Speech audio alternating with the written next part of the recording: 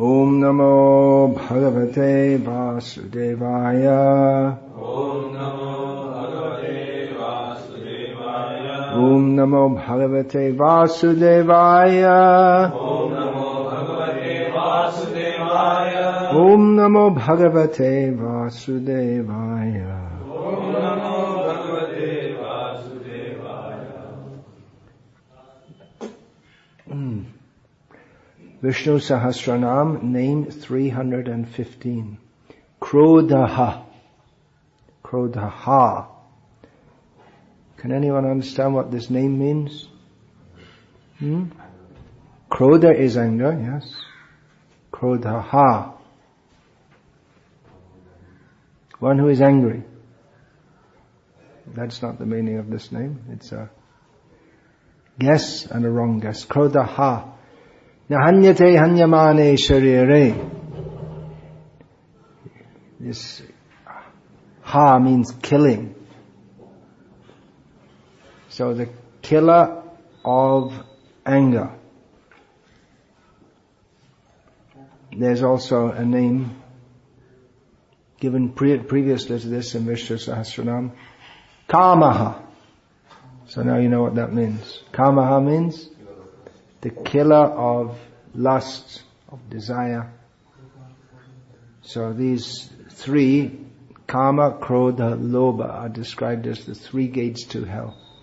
Krishna kills them.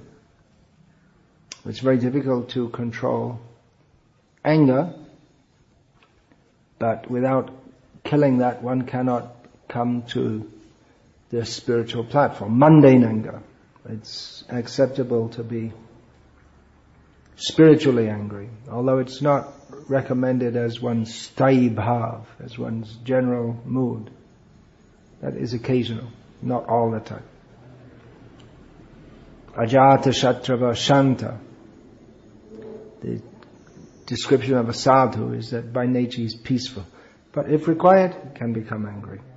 Whereas materialistic people, especially, the demoniac people, kama, krodha, parayanaha, they're described by Krishna in Bhagavad Gita as being absorbed in lust and anger. So Krishna destroys that for the saintly persons. He also destroys the anger in demons by killing them. That's one way of getting rid of the anger. I'd say that's somewhat akin to the Mayavad idea that, or the voidist idea, that we have material desires, so just stop all desires. Srila Prabhupada often gave the example that if you have a pain in your eye, one way to stop the pain in your eye is to pluck your eyes out. Of course, that'll be much more painful, but the specific pain that you were having before wouldn't be there. It's not a solution. But Krishna kills the anger in those who are attached to anger, kama, krodha, parayanaha. By killing them, and actually he kills the anger because they become liberated. He is the bestower of liberation to those he kills. This is the first of 8 names in Vishnu Sahasranam that Parashara Bhatta, the Sri Vaishnava commentator, says these are the names of Parashuram. And so he destroyed the anger in others by killing them. He gave up his own anger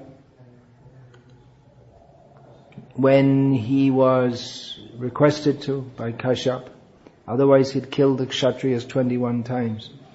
That is the proof that it's transcendental anger. Why? Because someone who's angry, usually it dies down after some time. And specifically those you're angry against, you punish them and the anger subsides. But in the case of Parashuram, he went on and on and on, 21 generations. Only when he was requested by Kashyap, then he gave up his anger. So that's another meaning of Krodhaha, one who kills his own anger, one who stops his own anger. So that's described here for Parashuram. And we find Krishna,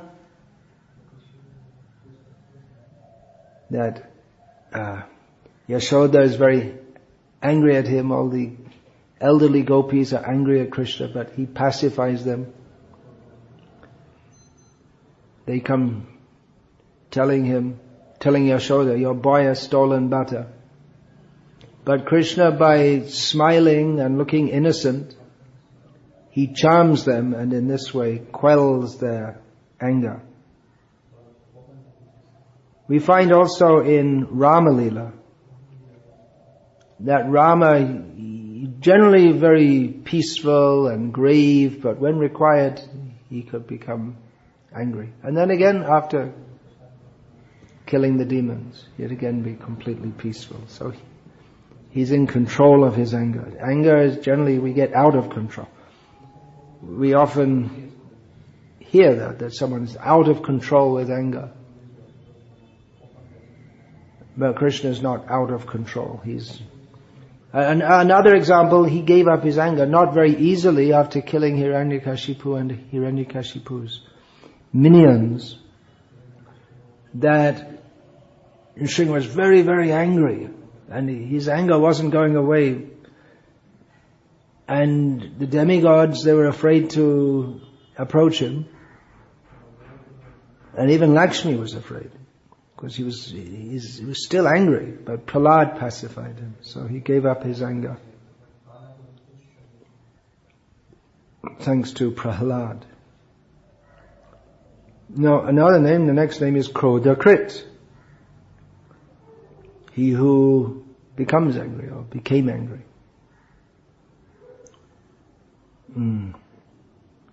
So, again, Parashuram is the exemplar of that, or Nrsimhadev.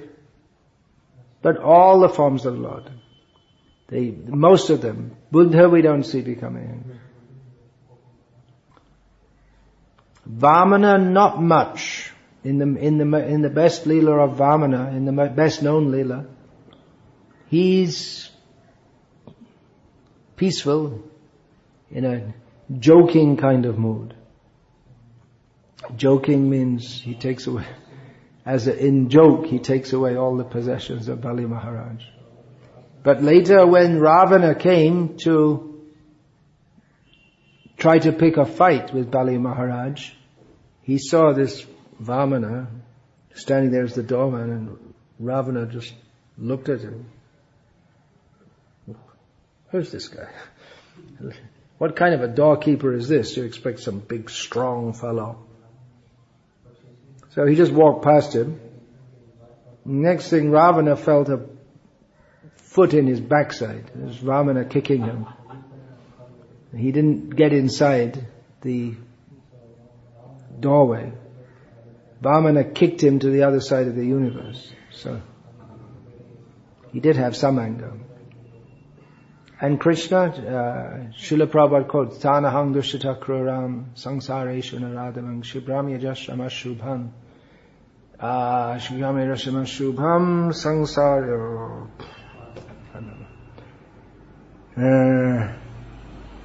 Krishna says, those who are envious and mischievous, the lowest among mankind, I cast them into the demoniac species of life, birth after birth. Murha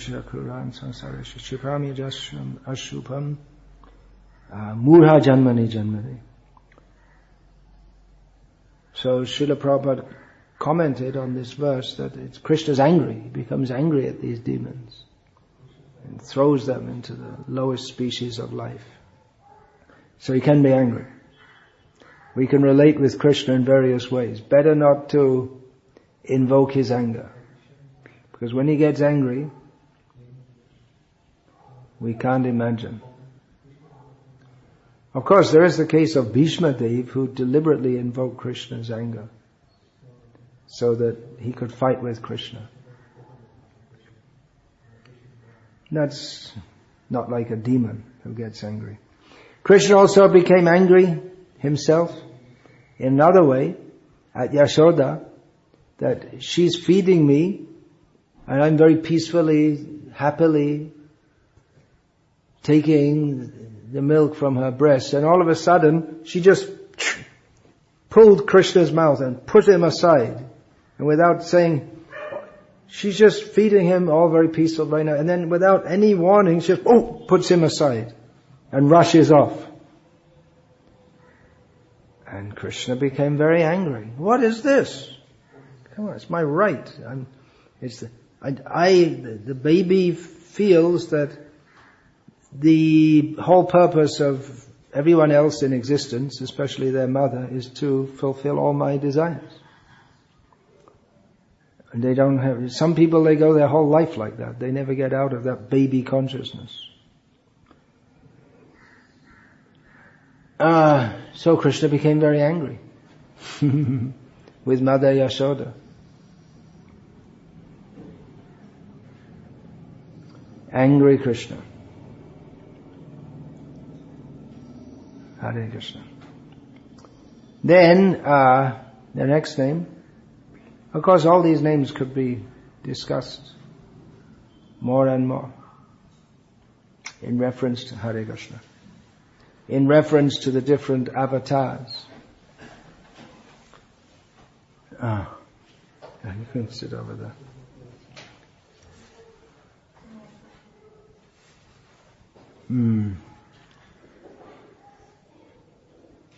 Kalki avatar, he's an angry one. Huh? Some of them exhibit anger more than others. If we think of Matsya and Kurma, they're not very angry. Varaha gets in a good fight. Narasimha, definitely. Vamana, just discussed. Then Parashuram, very angry. Hare Krishna. Ramachandra, Dasharati Ram. Then there's Krishna, Balaram, Buddha, very peaceful. Buddha comes to stop the animal sacrifice, very peaceful. But then by the end of Kali Yuga, things have become so bad that there's no more talking, any philosophy, self-realization, nothing. Just kill all the demons, that's all. Kalki avatar. So, name 317, Karta, which means he who acts, or he who kills. So this is more in keeping with the previous name, he who kills, but it means he who acts, he who does some karma, has some activity. Now we know in Bhagavad Gita, Krishna says, Namam karmani limpanti. I'm not attached to doing any work, but still he works. He does some activity. In fact, if he didn't do anything, then there wouldn't be anything. But at the same time, he says, Tasya kartaram apimam vidya kartaram avyayam. Krishna says in Bhagavad Gita that I am the maker, here in specifically to the Chaturvarna, the four varnas. But at the same time, I'm not. So it's a paradox. He says, I am the Tasya Karta, I am the maker of the four orders. And at the same time, I'm not the maker. So we can understand that how is that? Krishna does everything, yes, but not directly. He does through his Shaktis. Parasya Shakti Vividhaiva Shruyate Swabhavaki Jnana Balakriyacha. So Krishna, everything is done by his Shakti, Swabhavaki. That is just Krishna's inherent nature to have so many Shaktis, so many potencies. So Jnana Shakti, Bala Shakti, Kriya Shakti is mentioned in this verse from Shvetashvatra Upanishad. There are 9 main Shaktis of the Supreme Lord, which are mentioned in Bhagavatam, that there's Pravi, Ishana, Jnana, Yoga, Ila, Nila, Bhu-Shakti, and obviously I can't remember them all right now, though I'm trying. And other Shaktis are mentioned, the Haladini Shakti, Samvit Shakti, Sandhini Shakti. So he has unlimited Shaktis by which everything is done. So he's the doer, but he's aloof also.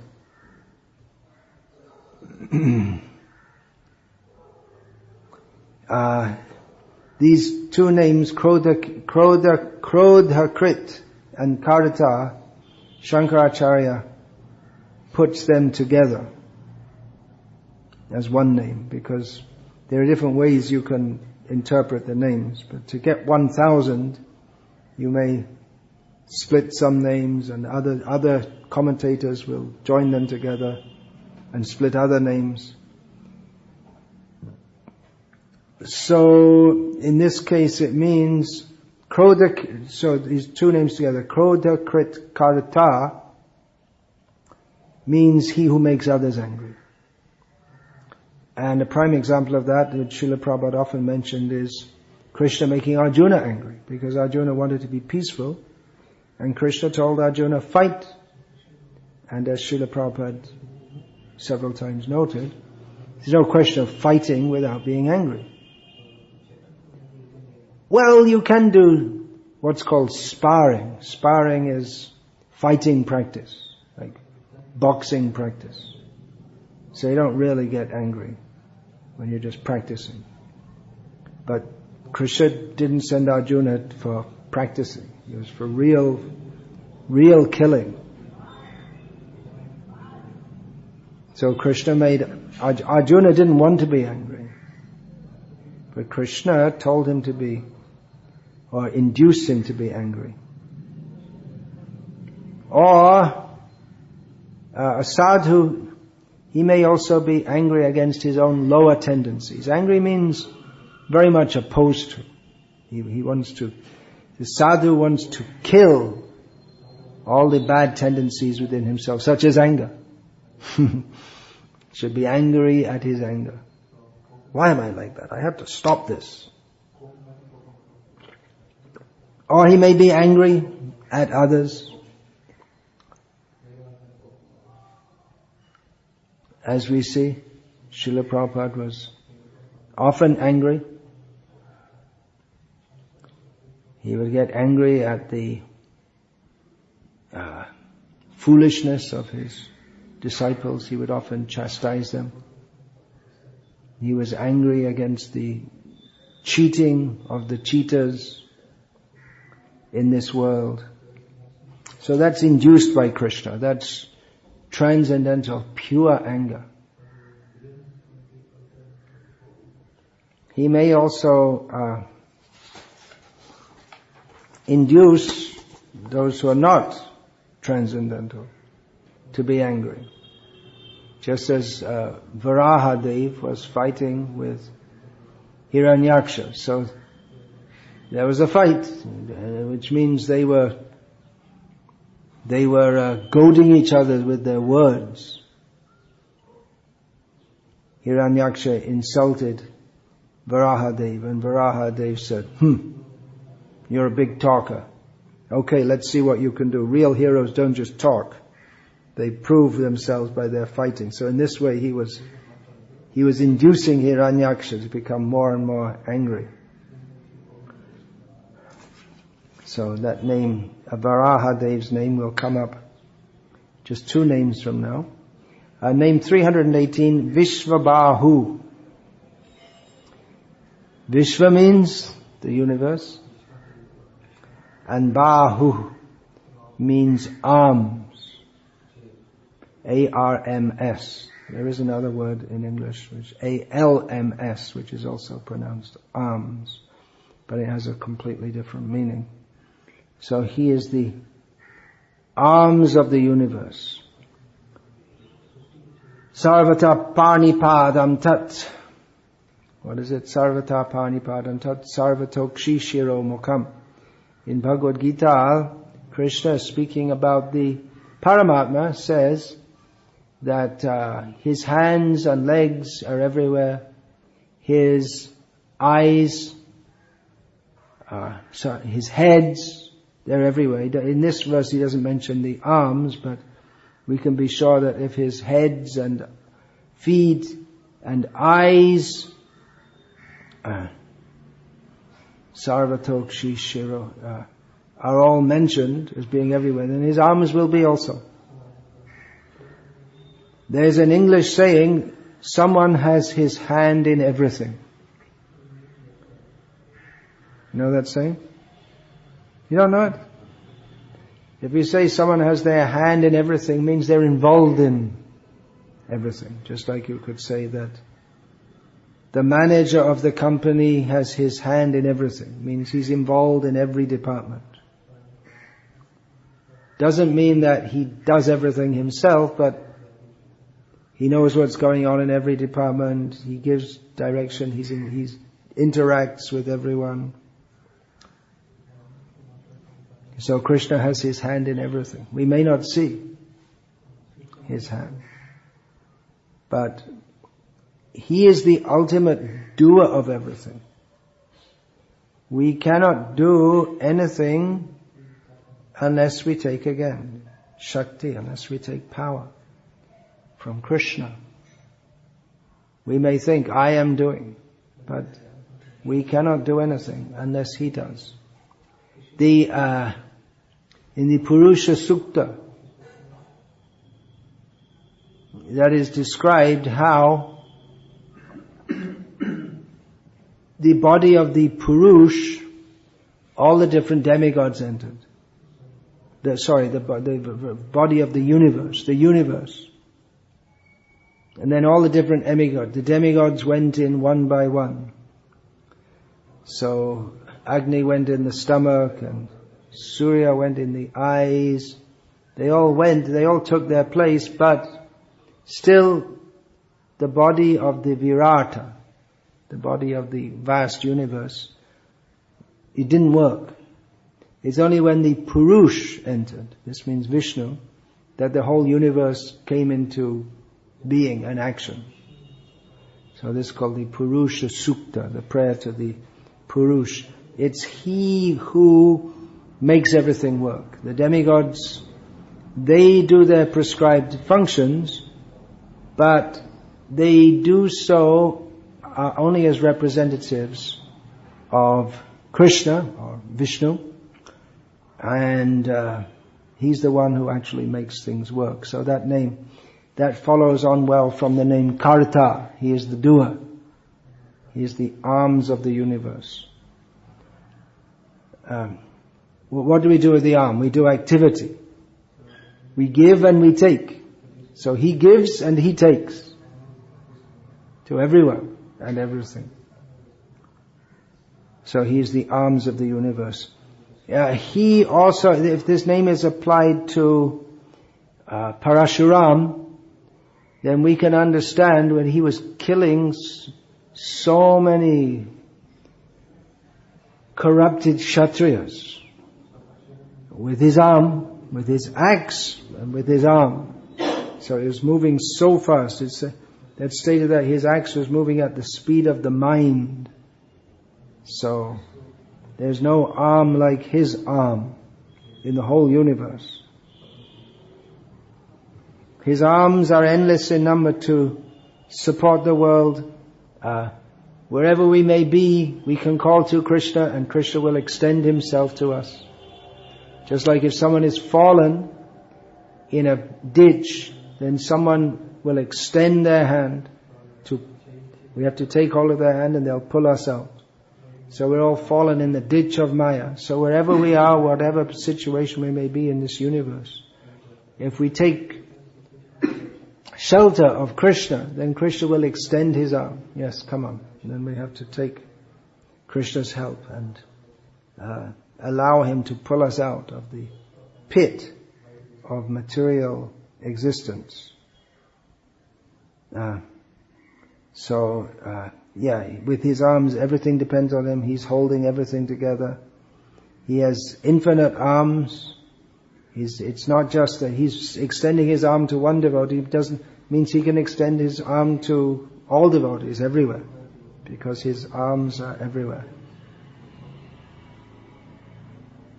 Then, name 319, Mahidharah. Mahi means the earth, and Dhara means one who holds. So one who holds the earth. Both in the sense of entering into the earth and holding the earth in place, and in the sense of holding the earth by one more point I made of Visvabahuh.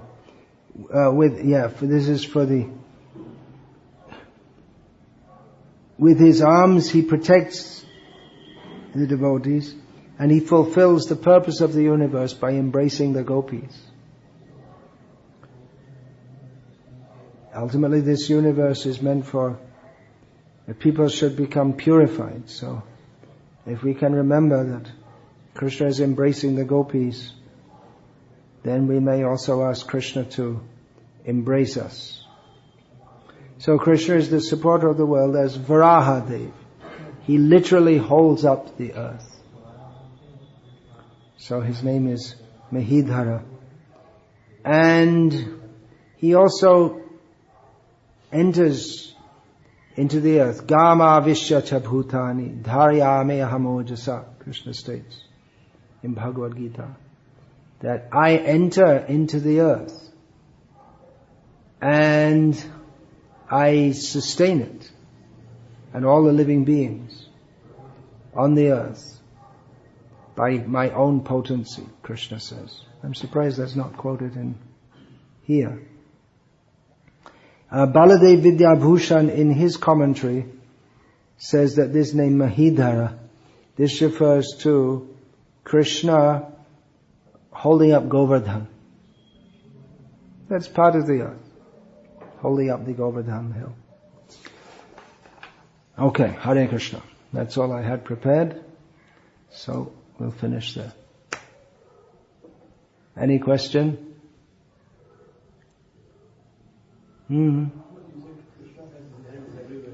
Krishna has his hands everywhere.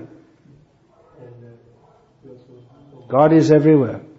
I heard a discussion between an atheist and one of the sannyasis in our movement.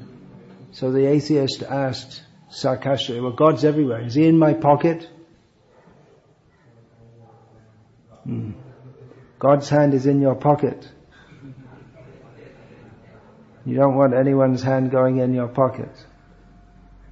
Generally the thieves have the hand in the pocket.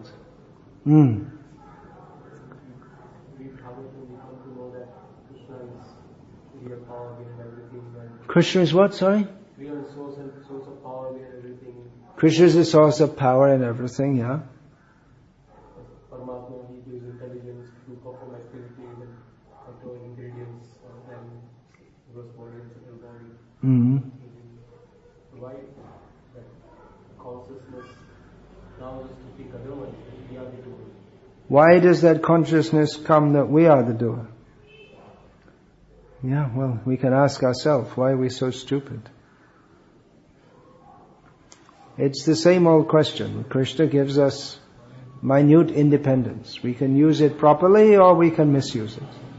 If we don't want to serve Krishna, and Krishna gives us the perverse intelligence to think that we don't need Krishna.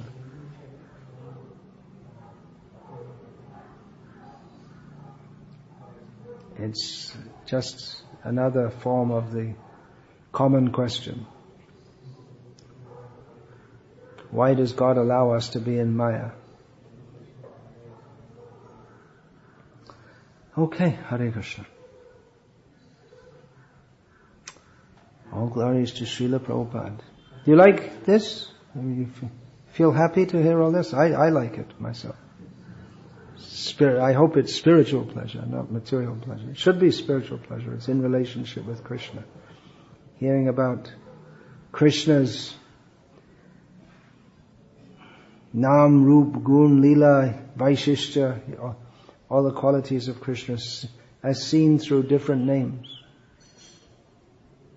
Specifically this Vishnu Sahasranama. It used to be very famous. It was quite common until fairly recently that it was recited daily in the homes of not only Vaishnavas, of Smartas also.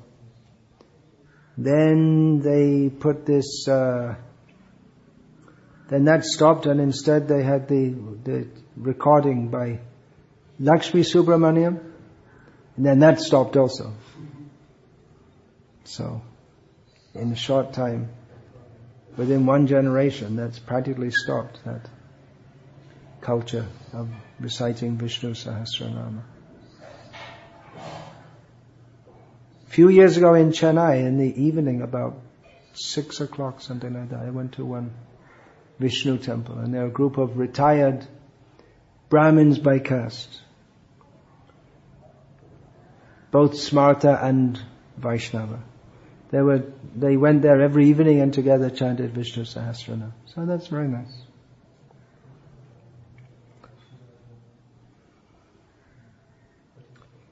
Hare Krishna.